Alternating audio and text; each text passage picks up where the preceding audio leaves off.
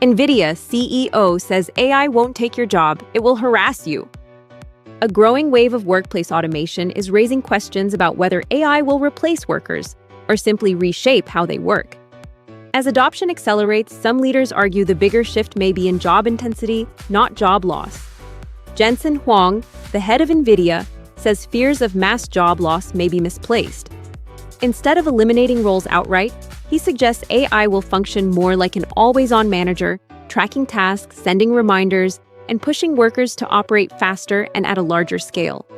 Speaking at Stanford University, Huang described a future where AI agents continuously monitor progress and increase expectations. The result, he argues, is not less work, but more, with employees directing AI systems while being pushed to deliver at higher speed and efficiency. Huang's vision centers on AI assistants behaving like persistent supervisors, flagging delays, and demanding updates. While this could expand what workers can achieve, it also introduces a workplace where digital oversight never switches off. While automation is expected to handle repetitive tasks, Huang believes it will raise expectations for human output. Workers may spend less time on routine work, but more time overseeing AI-driven processes and making higher-level decisions. In this model, productivity increases, but so does workload, as AI enables companies to scale operations quickly and cost-effectively. Huang acknowledges that some roles will disappear, but frames the shift as part of a broader technological transformation similar to past industrial revolutions. In his view, while certain jobs will be automated in the short term, new roles and industries will emerge over time, potentially leading to overall job growth. Despite that optimism, many workers remain unconvinced.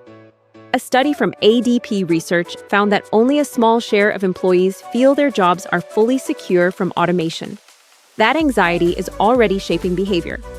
Research from Writer and Workplace Intelligence found that some employees are actively resisting AI adoption, with a notable portion admitting to sabotaging internal AI efforts.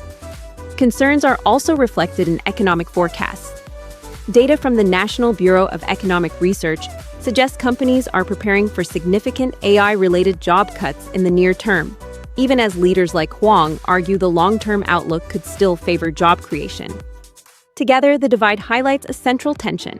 While AI may expand what work can achieve, it could also make the day-to-day experience of work more demanding than ever.